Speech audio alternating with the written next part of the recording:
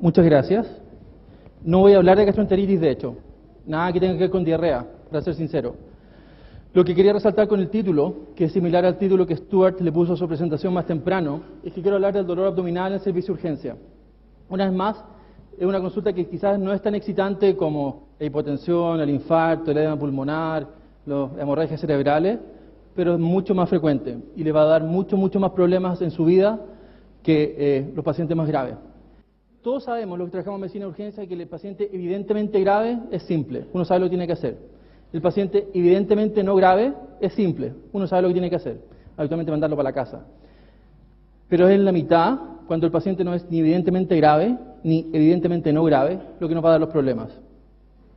Gastroenteritis que matan, vamos a conversar sobre la aproximación al dolor abdominal agudo en el servicio de urgencia. Y lo que voy a conversar son de conceptos casi filosóficos que son importantes en el dolor abdominal.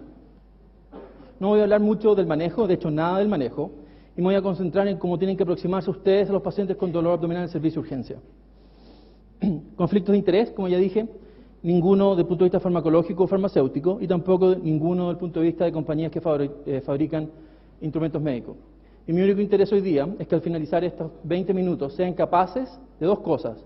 Uno, de describir cómo tiene que uno aproximarse al dolor abdominal agudo en el servicio de urgencia, y dos, un par de cosas que son importantes desde el punto de vista cognitivo, que son importantes desde el punto de vista de cómo aproximarse a los pacientes en general en el servicio de urgencia. Y estoy usando el dolor abdominal básicamente porque es de lo más común que uno ve. Como lo hice en la presentación anterior, voy a partir por la conclusión. ¿Por qué? Estas son las cosas que tienen que recordar y son las cosas que le van a dar sentido a lo que voy a decir durante mi presentación. Parece fácil, pero en realidad es bien difícil. Hay que estar sumamente cuidadoso en pacientes de alto riesgo, similar al dolor de cabeza o similar al dolor lumbar o cualquier dolor, siempre considerar las causas letales. Las presentaciones clásicas de dolor abdominal no existen. No existe nada clásico en medicina. La presentación clásica del aneurisma roto es dolor abdominal, masa palpable e hipotensión. Menos del 15% de los pacientes con aneurisma roto se presentan de esa forma. La presentación clásica de la apendicitis con anorexia, dolor epigástrico, que migra fosílica derecha, con un poco de fiebre y con signos peritoneales, menos del 5% de los pacientes hoy en día se presentan en el servicio de urgencia de esa forma. Las presentaciones clásicas no existen. Y si ustedes están esperando por una presentación clásica, mejor que trabajen en alguna otra cosa, no en medicina de urgencia.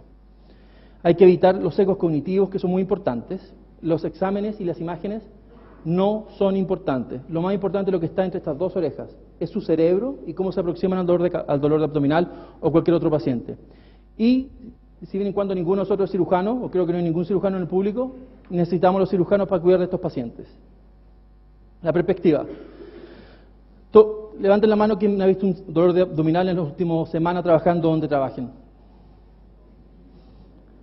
30% de los pacientes que consultan un servicio de urgencia van a consultar por algo similar al dolor abdominal. Dolor abdominal y fiebre, dolor abdominal y diarrea, náusea y vómito, dolor abdominal, dolor lumbar. 30%, 1 en cada 3 van a consultar por dolor abdominal. Es extraordinariamente frecuente. Pero como todos ustedes saben, y como yo sé, cuando uno va a ver un paciente con dolor abdominal, el abdomen es una caja negra. Es extraordinariamente difícil aproximarse a la etiología del dolor. Con el tórax, en una radiografía y un electro, tenemos una cantidad de información enorme. Podemos saber si tiene neumonía, si tiene un neumotórax, si tiene una disección, si el mediastino está ancho. Con el electro podemos descartar arritmias, podemos descartar cosas mayores como un infarto con superdesnivel. Con el abdomen no hay un equivalente del electrocardiograma y no hay un equivalente de la radiografía de tórax simple.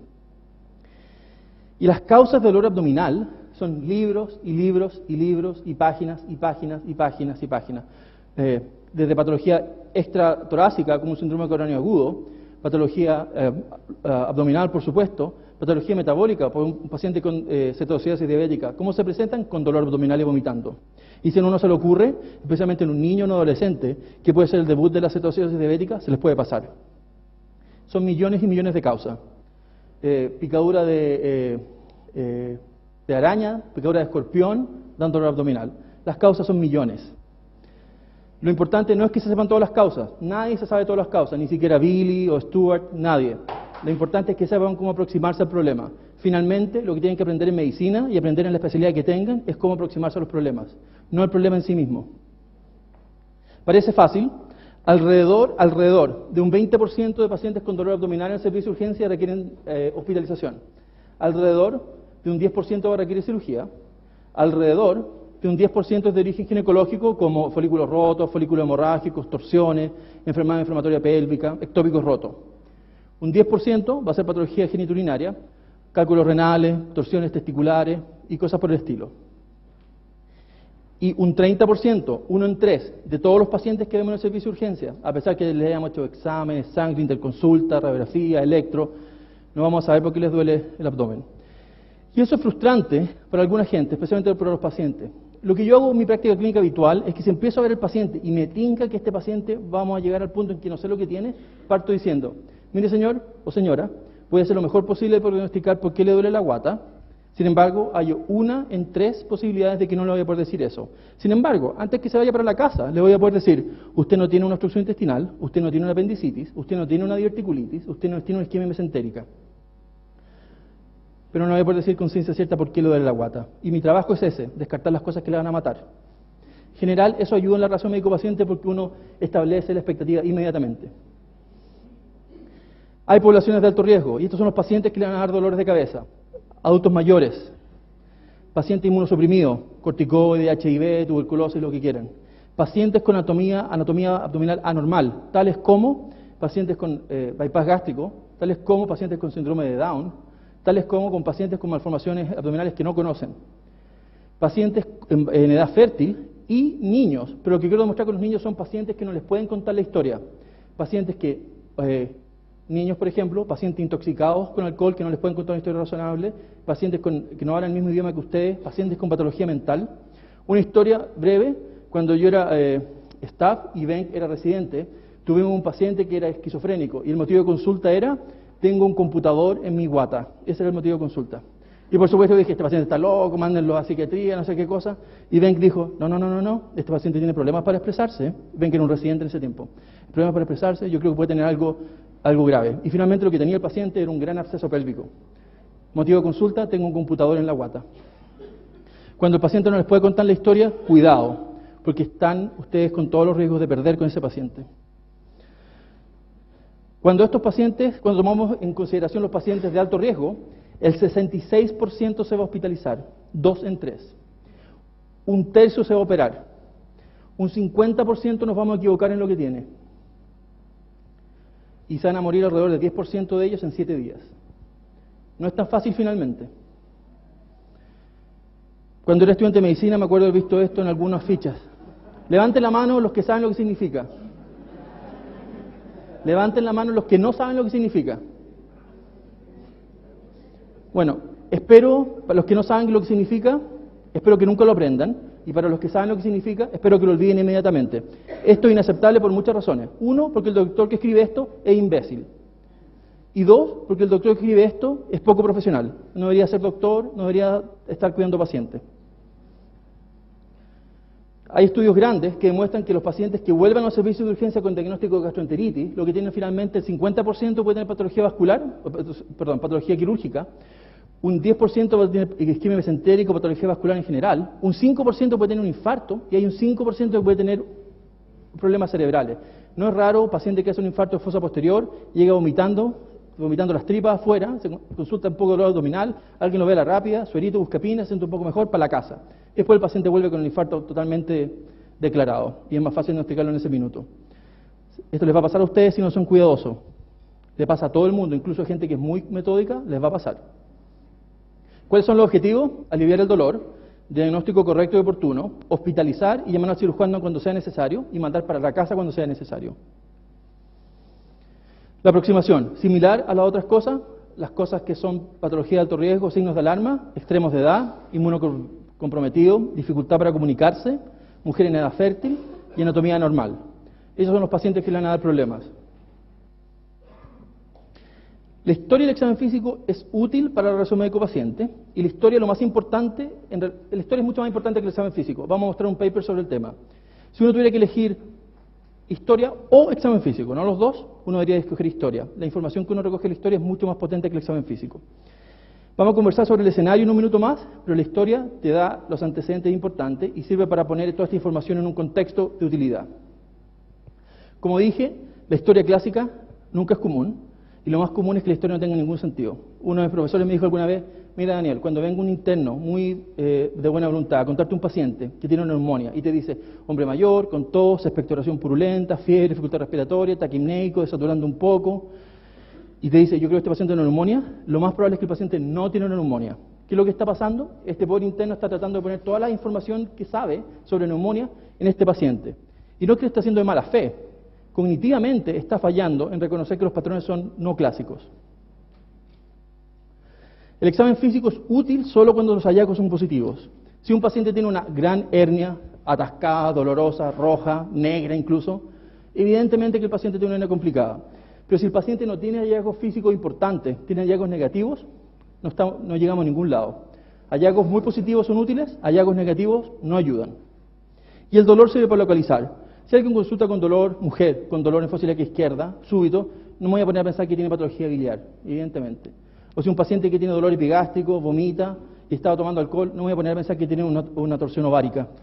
Sirve para localizar un poco dónde va la cosa. Esto es lo que estaba conversando, un paper clásico de JAMA de la serie de examen físico racional. Lo que quiero mostrar es esta tabla, que las cosas que más aumentan el likelihood ratio de que un hallazgo sea positivo en cuanto a enfermedad son cosas de la historia.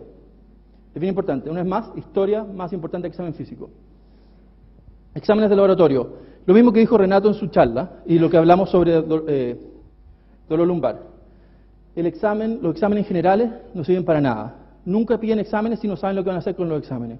Un 50% de los pacientes con patología quirúrgica abdominal, 50% de los pacientes que se operan tienen examen de recuento blanco normal. Un 50% de los pacientes con patología vascular abdominal tienen lactato normal. Es decir, recuento blanco normal no descarta nada, lactato normal no descarta nada. Sin embargo, sirven un poco para construir el caso. Amal Matou, ¿quién conoce a Amal Matou? Bueno, Amal Matou es un médico de urgencia que es muy reconocido por su capacidad educativa, es uno de los gurús de la medicina de urgencia en estos días. Tiene una frase muy buena, que la traducción es, el recuento de blancos es el último refugio del débil mental.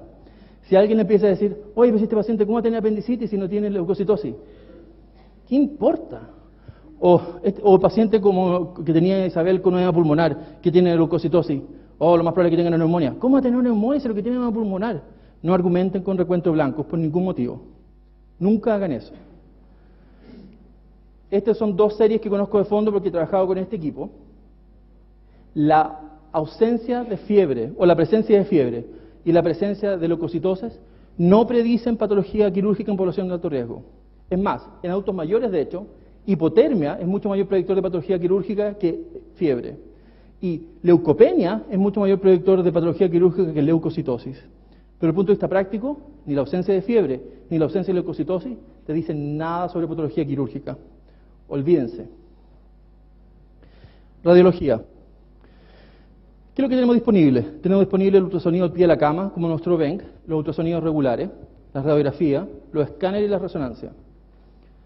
Desde el punto de vista de la ultrasonido al pie de la cama es útil, pero es útil para orientar hacia dónde va la cosa. Me imagino que BENC va a coincidir conmigo al decir que el ultrasonido al pie de la cama es útil para saber si el paciente está hipotenso porque está sangrando en el abdomen o porque tiene una gran colecistitis o algo por el estilo. Pero no va a ser el diagnóstico definitivo en una gran mayoría de los pacientes. Y el manejo diagnóstico terapéutico, pero no es definitivo en la mayor parte de los pacientes. La radiografía. La radiografía abdominal no está obsoleta. Billy estaba riéndose de mí el otro día porque decía que en mi hospital le hacemos resonancia magnética a todos los dolores abdominales. Y la verdad es que no, y la verdad es que le hacemos radiografía a muchos pacientes. Cuando sospechamos que un paciente tiene una obstrucción intestinal, mucha gente parte con una radiografía simple. ¿Por qué? Porque es relativamente buena para diagnosticar obstrucción intestinal. Es cierto que no les va a decir por qué tiene obstrucción intestinal, no les va a decir eso, pero sí va a tener una idea mayor. Lo que sí, y he visto mucha gente que pide radiografía de abdomen simple para descartar víscera perforada. Y la verdad es que, excepto que el paciente tenga un neumoperitoneo espantoso, la radiografía es solo sensible un 50% para diagnosticar víscera perforada. Es decir, es como tirar una moneda al aire. No pidan radiografías para diagnosticar víscera perforada, eso no sirve. Pero si tiene sospecha de obstrucción intestinal, es razonable. La ecografía formal, podemos ver una colecistitis con sombra, con su cálculo y las paredes engrosadas. Es el gold standard para patología anexal, torsión ovárica, folículos rotos, folículo hemorrágico. Es el gol estándar para patología biliar. Aun cuando el CT puede mostrar la patología biliar, la mayor parte de los cirujanos les van a querer tener un ultrasonido antes de llevar a estos pacientes a pabellón. Da información importante sobre los riñones. Hoy en día muchos médicos de urgencia están renunciando a hacerle pielotac o escáneres sin contraste a los pacientes con cálculo renal, y mucha gente está moviéndose a una estrategia más conservadora, tales como buscar falla renal, buscar hematuria y hacer un ultrasonido. Si el paciente no tiene hidronefrosis, tiene hematuria, la función renal está normal, y razonablemente uno piensa que lo que tiene un cólico renal, está bien mandarlo para la casa con analgesia y seguimiento con su doctor. Es útil en embarazadas, vamos a conversar sobre eso en un tema. Y hoy en día, la ecografía formal es el examen de elección para niños con sospecha de apendicitis. Llevo trabajando en la clínica Mayo como attending alrededor de 5 años, y no me acuerdo cuándo fue la última vez que le pedí un escáner a un niño por dolor abdominal, pensando en apendicitis. Lo que hacemos es, niño con dolor abdominal que sugiere apendicitis, ecografía. Si ecografía muestra apendicitis, listo, cirujano, pabellón, nos vamos. Si la ecografía encuentra el apéndice y el apéndice está normal, para la casa, se controlará con su pediatra. Y si la ecografía, como sucede en un 40% de los casos, ¿quién ve niños acá? ¿Ve niños? ¿Y le hacen ecografía para la apendicitis? No. El problema de la ecografía es que el 40% del tiempo habitualmente no pueden identificar el apéndice, porque está detrás del ciego, por alguna otra razón. Esos pacientes, los cirujanos no piden un escáner. Lo que hacen esos pacientes, lo hospitalizan por observación. Medicina estilo antiguo. No escáner, se observa. Si se le pasa el dolor, excelente. Si no se le pasa, se opera. Así de simple. Años que no le pido un escáner a un niño con dolor abdominal. Años. Aneurisma roto. Pueden ver el aneurisma con el hematoma asociado. Excelente utilidad. Es la mejor herramienta posible para diagnosticar patología vascular, patología de víscera hueca y retroperitoneo. Sin embargo, es caro. Yo sé que no está disponible en todos los centros. Y hay algunos problemas con contraste y con radiación. Brevemente sobre el contraste y la radiación. La radiación es un tema que en Chile quizás no ha pegado tanto como en Estados Unidos. En Estados Unidos los pacientes están preocupados de la radiación y preguntan cómo le va a afectar esto en cuanto al riesgo de cáncer. Y que lo que le digo a los pacientes es bien simple. Usted se levantó en la mañana, y porque se levantó en la mañana tiene 1 en 20.000 probabilidades de morirse por cáncer, solamente porque se levantó en la mañana. Si yo le hago el escáner ahora, va a tener 1 en 2.000. 1 en 2.000 es nada, pero es 10 veces más de lo que tenía al levantarse en la mañana. Pero por favor no crean que si un paciente necesita un escáner, no hay que hacerle el escáner. Si ustedes creen que se está muriendo porque se rompió el aneurisma o se está muriendo por una isquemia mesentérica, no le pregunten a nadie y hagan el escáner. Si es necesario, es necesario. La otra cosa con la nefropatía por contraste, la nefropatía por contraste es cierto, si bien es cierta, si bien existe, es inhabitual en un paciente que no está comprometido hemodinámicamente. Si un paciente añoso, que ustedes no saben si no hacerle nada, hacer un escáner para descartar diverticulitis, y no está hipotenso y la función renal basal es relativamente aceptable, y con relativamente aceptable me refiero a menos de 2 de creatinina, lo más probable es que si le hacen un escáner, la creatinina va a aumentar un poco, pero no se va a ir a diálisis por su culpa. No se vayan a dormir en la casa pensando, mandé a este viejito a diálisis por el escáner. Eso no sucede. Los pacientes que se van a diálisis por la nefropatía por contraste es porque le dieron contraste, porque estaban hipotensos, porque tienen un aneurisma roto. Son pacientes que están enfermos para partir. Resonancia en dolor abdominal, utilidad muy restringida, si es que en pacientes embarazadas con sospecha de apendicitis. Lo que se hace en mi hospital es que si una paciente está embarazada, tiene dolor abdominal y si uno sospecha de apendicitis, le hacemos un ultrasonido. Si se ve el apéndice es normal, bye. Si no se ve el apéndice, resonancia. Pero en las últimas 6 pacientes embarazadas con dolor abdominal que le he hecho resonancia, en las últimas 6 pacientes la resonancia no ha visto el apéndice. Así que se han quedado hospitalizadas de todas formas. No es la panacea, no crean que porque uno tiene resonancia disponible va a poder resolver todos los problemas, eso no sucede. Cirujano, un cirujano para ver todos los dolores abdominales no es necesario y es caro. Sin embargo, antes de sacar a los cirujanos del servicio de urgencia, ustedes tienen que crear redes de confianza con ellos. Sus cirujanos tienen que sentirse confortables sabiendo que ustedes pueden diagnosticar patología quirúrgica. Y la verdad es que sabemos que los médicos de urgencia somos igualmente sensibles y específicos que los cirujanos para diagnosticar patología quirúrgica. Igual. Pero antes de echarlos, tienen que los cirujanos confiar en ustedes. Porque si los cirujanos están preocupados de los pacientes, están preocupados porque este doctor de urgencia es incapaz de diagnosticar apendicitis. Si ustedes son capaces de lograr confianza de sus cirujanos, la cosa va a ir muy lejos.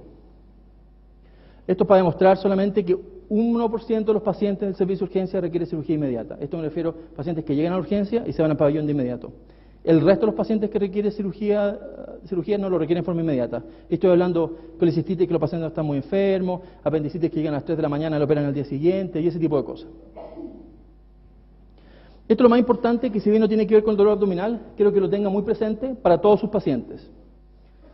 Lo más importante cuando uno evalúa a un paciente no es ni los exámenes, ni la interconsulta, ni los rayos. Es lo que tiene dentro de la oreja, es su cerebro. Siempre hay que ser muy metódico, siempre considerar los diagnósticos letales primero, cualquier sea el motivo de consulta. Los patrones clásicos no existen y no confíen demasiado en los exámenes, no confíen demasiado en las imágenes. Evitar el sesgo, evitar cierre precoz, considerar el contexto y evitar la disonancia cognitiva. ¿Qué es esto? Evitar sesgo. No porque el paciente sea estúpido, no porque el paciente sea la cuarta vez en 3 días que consulta por lo mismo, uno va a tratar al paciente diferente. Cada vez que un paciente consulta es una consulta nueva y uno parte de cero.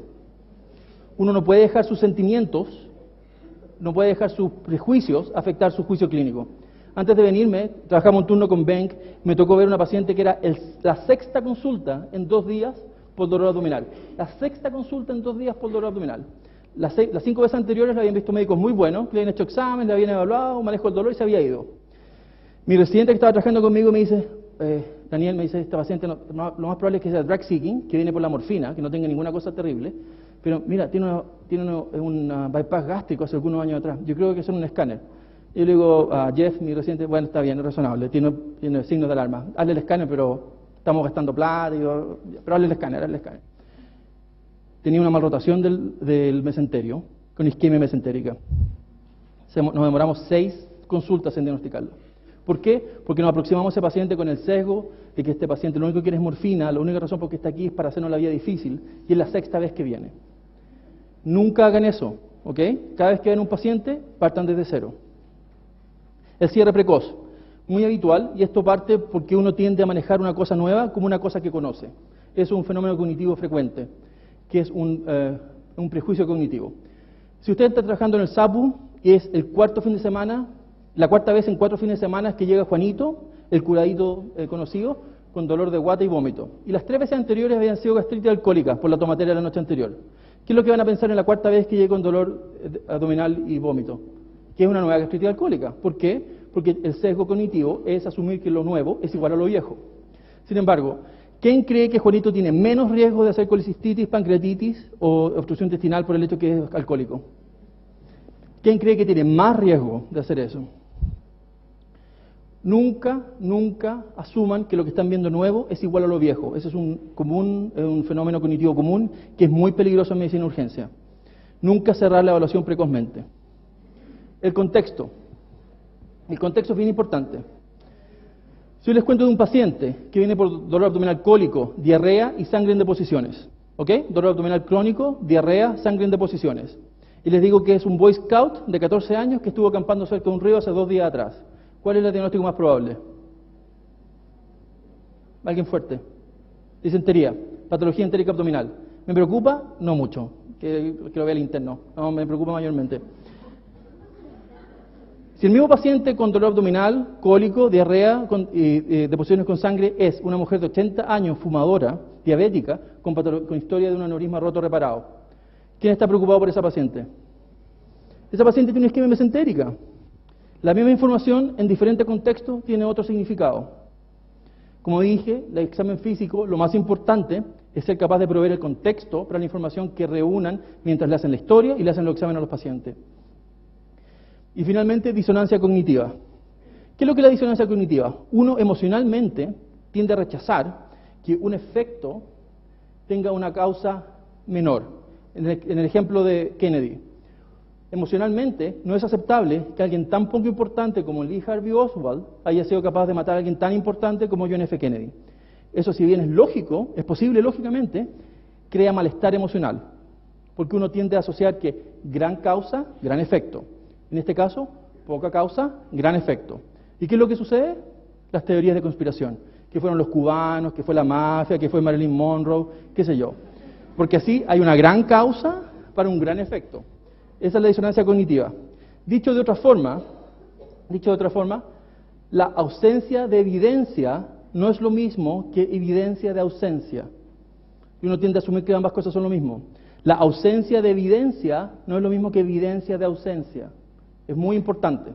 Y esto pasa con paciente añoso que consulta, típica historia, consulta por dolor abdominal terrible, signos vitales normales, examen físico normal, exámenes normales. ¿Qué es lo que va a decir el médico con poca experiencia? Ah, no tiene nada, este viejito de alaraco, está todo normal. Y la disonancia cognitiva es, como no hay mucha causa, el efecto no puede ser grande. Pero, ¿qué tiene este viejito con dolor fuera de proporción abdominal? Patología vascular. No porque la causa sea poca, el efecto no tiene que ser poco. Hay que evitar la disonancia cognitiva. Conclusión, parece fácil pero es difícil. Hay que ser cuidadoso con los pacientes de alto riesgo, siempre considerar las causas letales. Las presentaciones clásicas no existen. Los exámenes y la imagen en realidad no son muy importantes. Siempre evitar los sesgos cognitivos y siempre usar nuestro amigo cirujano. Muchas gracias.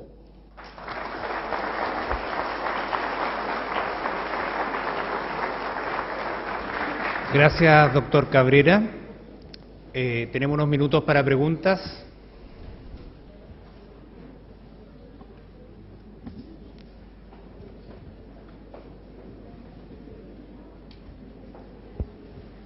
Doctor Cabrera, una controversia y generalmente discutida con los cirujanos es, en un paciente, por ejemplo, que consulta por dolor abdominal, es si la analgesia modifica la sensibilidad del examen físico. Gracias por la pregunta. Tenía la impresión que ese ya no era un tema entre nuestros amigos cirujanos, pero la respuesta simple a tu pregunta es: la analgesia sí altera el examen físico, pero la analgesia no altera tu capacidad de hacer el diagnóstico. Todas estas recomendaciones de no darle analgesia a pacientes con dolor abdominal porque va a impedir tu capacidad de diagnóstico quirúrgico surgieron a finales de 1800 en un libro clásico de medicina, de cirugía de urgencia.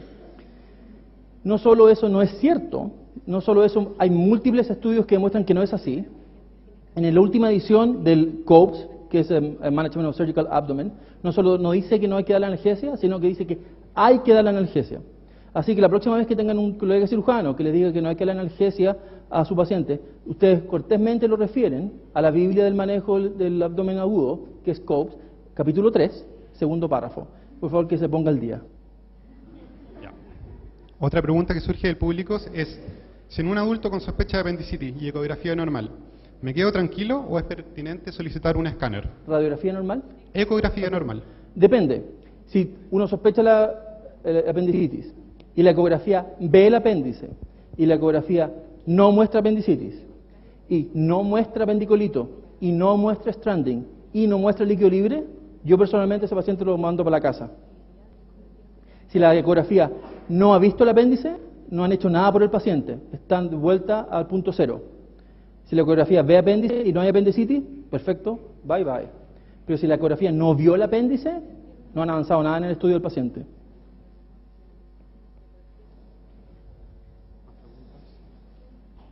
Muchas gracias, doctor Cabrera.